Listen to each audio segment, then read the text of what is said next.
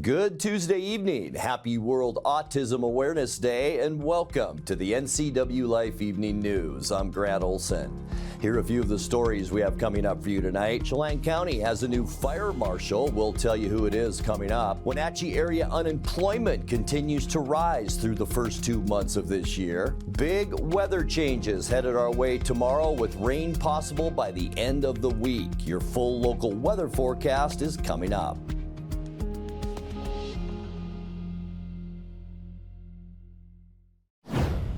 The Chelan County Sheriff's Office sits in the lowest level of the Chelan County Regional Justice Center.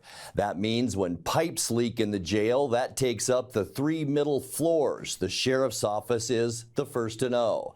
At the Chelan County Commissioners meeting today, Sheriff Mike Morrison said one of his sergeant's offices flooded with water and sewage, destroying personal as well as departmental property. Morrison says the situation, which the county has been coping with for more than a year, is becoming untenable for his office. The biggest concern too, not only that human waste was coming into our office, which seems to be a continuous trend throughout. I know my office has been hit. Chief of Operations Moody has been hit a couple times. Chief Civil Deputy Oglesby. It's just continuous. The pipes are failing. The grossest part about it is that we have human waste flowing into our office that's not exactly desirable.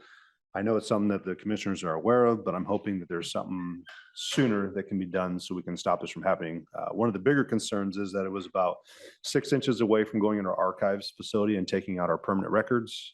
I think we're very well aware that we have 2 federal lawsuits pending from our previous administration, and that we have retention holds placed on those. I do not believe the defense counsel is going to be very understanding.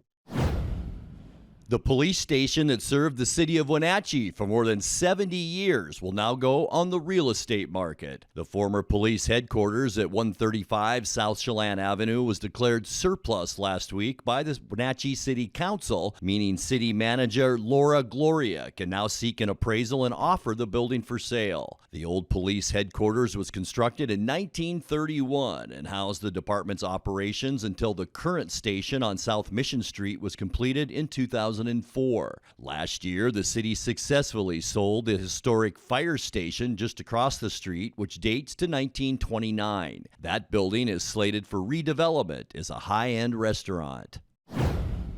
Chelan County has a new fire marshal. Christina Peterson, formerly with the Yakima County Fire Marshal's Office, accepted the job this week. She'll begin work April 15th. Peterson is a certified fire inspector and served 9 years in Yakima County, working her way up to deputy fire marshal. She's also a lieutenant with the West Valley Fire Department, where she started as a volunteer firefighter more than 30 years ago. The fire marshal leads fire prevention and investigation programs for Chelan County, as well as certifying that new buildings meet fire codes. Peterson will oversee 2 fire technicians. She replaces former fire marshal Stephen Rinaldi, who left the position in October. The Orondo Fire Department is a frequent first responder when it comes to wildfire. The department announced today it's acquired a 2016 brush truck valued at $90,000 through a surplus grant program with the Washington Department of Natural Resources. Fire Chief Jim Odie says the truck will operate out of the fire district's new station at Beebe Bridge. The apparatus will respond to all fire, medical aid, and accident calls within its range. When we come back, North Central Washington Equity Alliance has partnered with TREAD to recommend steps that could make outdoor adventuring more accessible to marginalized groups. Grant County PUD is now notifying customers of major power outages via cell phone and computer alerts. I'm Grant Olson, and you're watching the NCWLIFE Evening News. Caught in a conflict? Family? Workplace? Neighbor? Business? Housing disputes? Wenatchee Valley Dispute Resolution Center provides mediation services, a cost-effective and efficient way to provide a written resolution to disputes and issues. Plus, we offer mediation training and community education on conflict resolution and communication skills. Contact us to learn more. Mount Stewart Physical Therapy is all new. New staff, new therapists, and a fabulous new chiropractor. That's right, you do not need to drive to Wenatchee or Kashmir for your care. Come see Dr. Zolman, DC. No referral needed for most insurances. Open your auto and work injury claims with us, or fax your post-op and Medicare therapy prescriptions to us right here in town. We offer covered pelvic floor services. We are premium health care for the Upper Valley. Improve your quality of life today.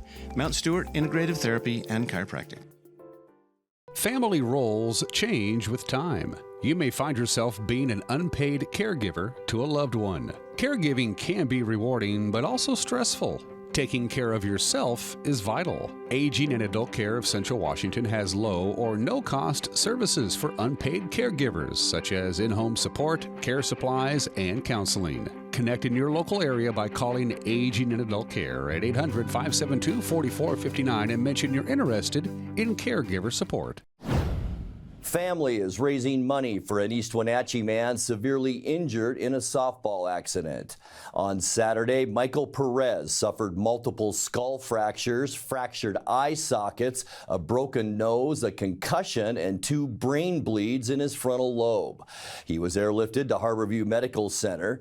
Now, with a long road to recovery in front of him, his family has launched a GoFundMe page to help cover medical costs. Anyone who wishes to donate to the GoFundMe for Michael can do so at the link in the article on our website. The North Central Washington Equity Alliance has partnered with TREAD to recommend steps that could make outdoor adventuring more accessible to marginalized groups. The Belonging in the Outdoors report holds data collected from 150 Wenatchee residents at a workshop series hosted at the Wenatchee Valley Museum and Cultural Center last year. The report highlights 17 action steps to promote accessible outdoor recreation, including wheelchair-friendly trails, diversifying marketing strategies, and expanding public transportation to outdoor recreational sites. The two organizations will discuss the report with community leaders and hope that it will help local organizations target their grant funding requests.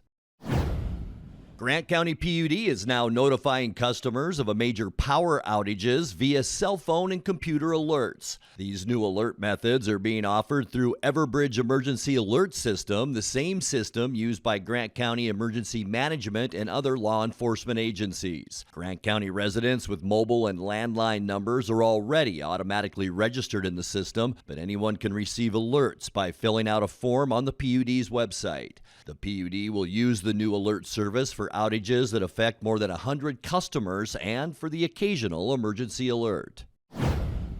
The figures are in on February unemployment in the Wenatchee area, and as in January, unemployment is up. The State Employment Security Department reports that the unemployment rate this past February was at 7%, 0.8% higher than in February of 2023, when the rate was 6.2%. However, total non-farm employment added 2,300 jobs this February at 49,300. That's a 4.9% jump over 2023, when total local non-farm employment provided 47,000 jobs.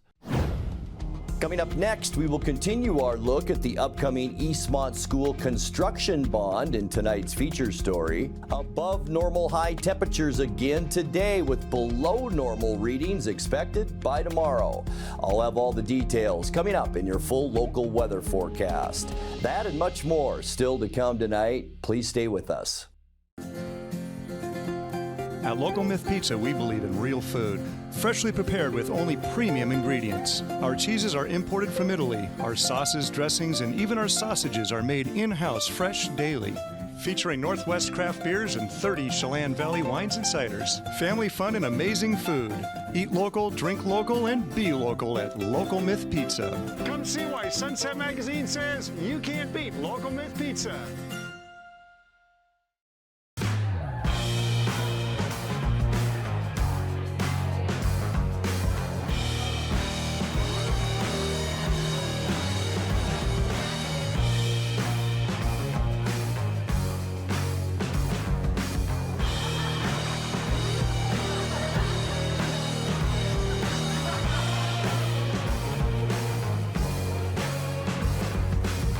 Check out ClubCrowCashmere.com for upcoming events and tickets.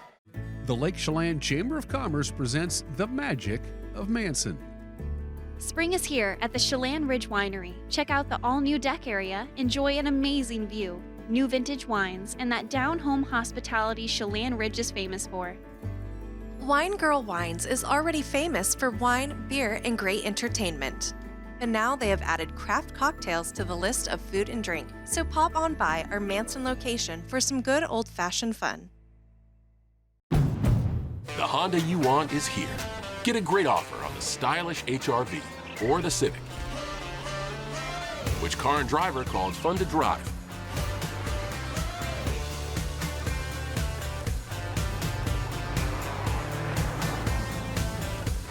There has never been a better time to drive in the moment with Honda. Buy online, reserve from select dealers, or hurry into your local Honda dealer today. In January, 4 Eastmont teachers told NCWLIFE News about the challenges of teaching inside 2 outdated school buildings. Cascade and Rock Island were 2 of 4 elementary schools named in the $117 million Eastmont school construction bond that failed by 0.5% during the February special election. That same bond is running again during the April 23rd special election and aims to completely modernize Cascade, Kenroy, and Lee schools and make some improvements to Rock Island's building as well. The interviews with the teachers were conducted when the school grounds were covered in snow and the students inside the classrooms were trying to stay warm in their winter gear. In tonight's feature story, here's what the teachers said about the building conditions earlier this year. On January 16th, it was too cold for Eastmont students to go outside for recess. For kids at Cascade Elementary School, they'd need to go outside anyway if they're going to the library or cafeteria.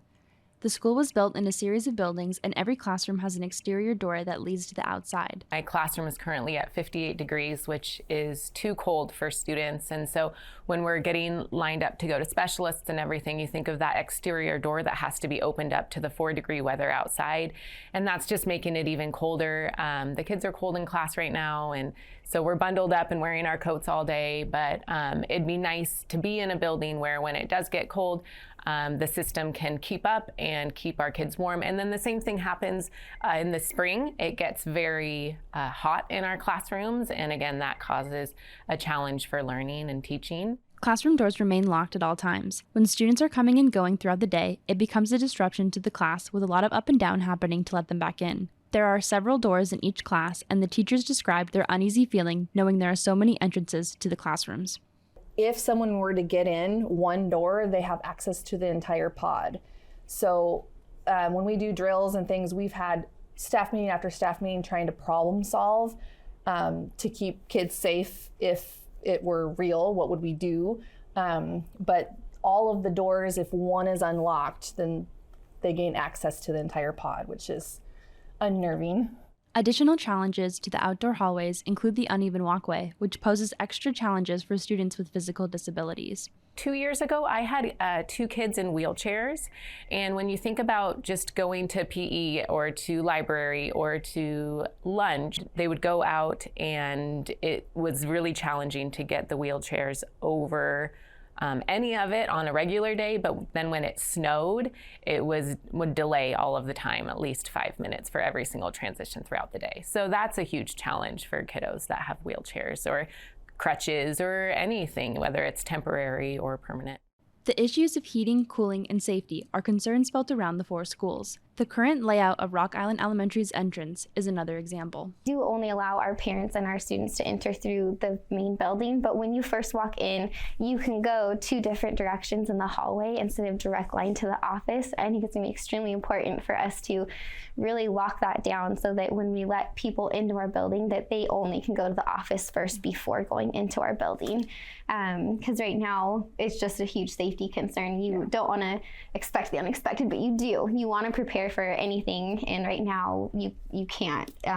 There's just no, they can come get buzzed in and then they can go any direction. So for me, that's a huge safety concern as a teacher and as a parent with kids in this school. Before, safety measures required outside leading doors to remain shut during the school day, Teachers at Rock Island would leave them open to get better air circulation. That was also sometimes how they would handle the odor of their drainage system. You can definitely smell that when you're going down the hall sometimes. That's not a good smell. It does fill the hallways, the classrooms, to the point where you're trying to close the doors. And again, you want to open your outside doors, but our windows don't open. So if we could, in the newer side of the building, we have the windows that you can just slide open, but here it would just be our doors, which comes back to that safety concern. This is a good school, and just because we have peeling tile on our floors doesn't mean we're not a great school, and we are a really great school.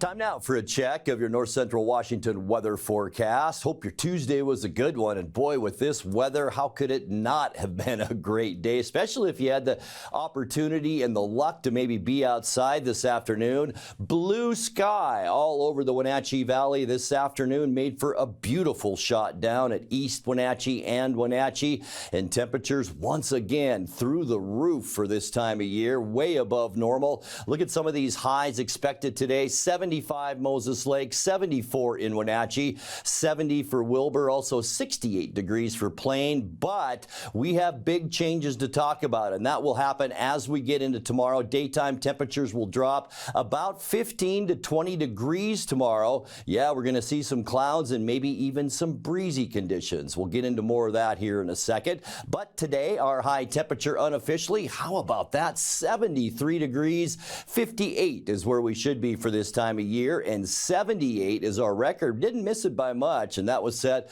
back in 1992. This morning, what a beautiful start to our day at 50 degrees. 38 is where we should be for this time of year, and 27, our record cold. Do you remember it? It was set last year in 2023. Sunrise 6:36, and the sun sets for us tonight at 7:33. All right, let's get into some Wednesday temperatures, and you're going to notice a huge difference.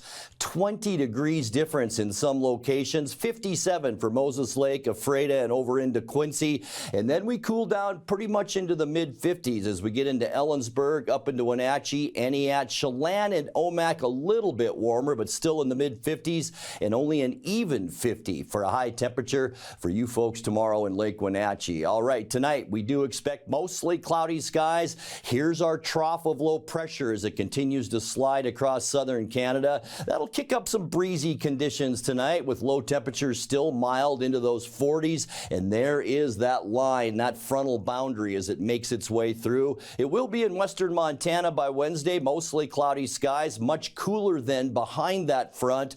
We'll see highs only in the mid-50s for your Wednesday. On Thursday, boy, a deep trough of low pressure is formed over the western U.S. It's going to be kind of a mucky situation Thursday into Friday, mostly cloudy, a 20% chance of rain Thursday. Cooler too. We're going to struggle to get just above 50 degrees on Thursday, and then cloudy skies, and I think our best shot for rain will be on Friday, a 40% chance of the wet stuff. Highs slowly moderating. We'll see high temperatures on Friday into the mid-50s, and then good timing, some better weather as we get into the upcoming weekend. Going to see a little bit of breezy conditions around our area on Saturday. It will warm up though, slowly mid to upper 50s as we get into the afternoon on Saturday. But by Sunday, things are really going to look nice. Partly cloudy skies. We're going to warm up. There's high pressure out on the Pacific, and there's the top of the ridge of high pressure as it slowly moves our way. We're talking highs Sunday, maybe around 60 degrees.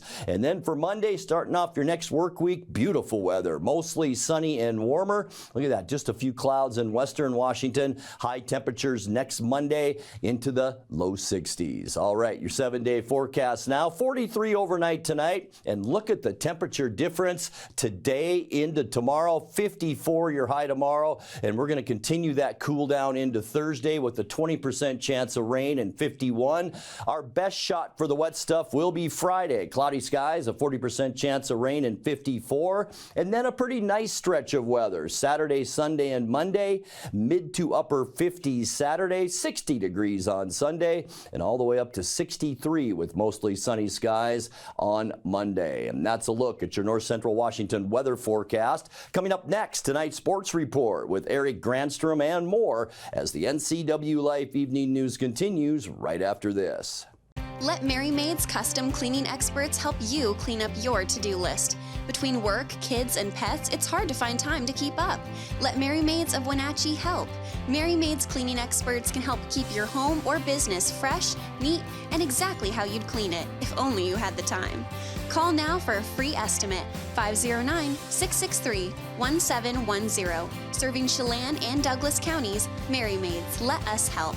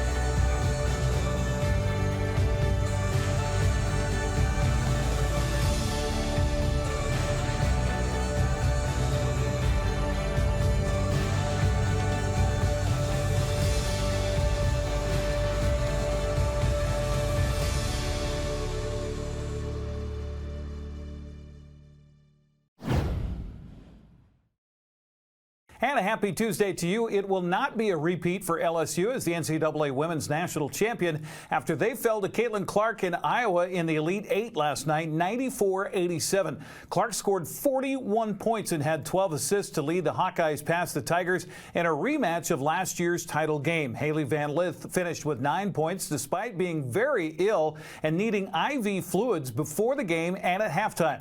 She drew the task of trying to guard Clark for most of the contest. Caitlin's very skilled. She's a great player.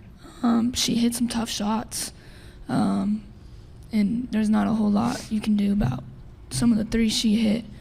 And I think, you know, her role, the team around her that plays a role, they did a good job of executing their role. So, you know, ultimately they played better than us, and that's what it was. The question now is whether Haley will call it a college career and look towards the WNBA or return for another season under Coach Kim Mulkey at LSU. Her coach would love to have her come back. I hope it's not her last game, but if it is, I'm proud to have been her coach for a year. Haley Van Lith came to LSU after being an abundant shooter, shot it a lot at Louisville, had great success, was on good teams. But she graduated in 3 years with a finance degree.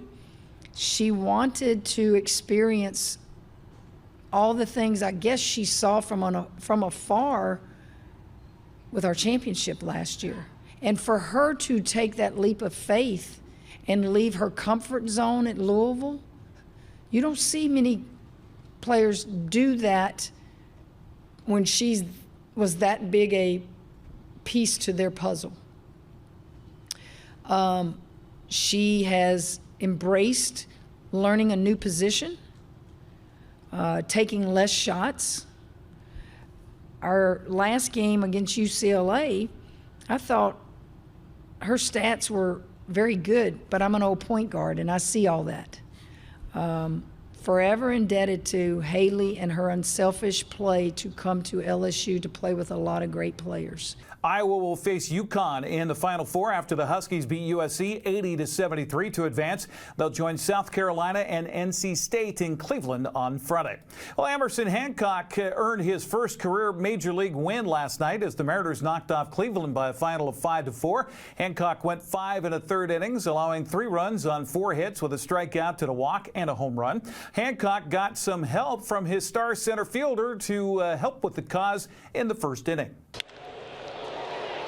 Julio ranging back towards the pen. Julio jumps, makes the catch. The no-fly zone, indeed, and nobody more appreciative than Emerson Hancock. A 1-2-3 second. Julio with the greatest joy we've got in Seattle. What a play. That's going to work. Base hit. Garver Rumling coming around third. He'll get there. Talk about Rumling. How about Big Cal getting a third? Mariners got a 1-0 lead. Here's the 1-1. Like that. Deep, headed towards the gap. Look at this, baby. Go! Go!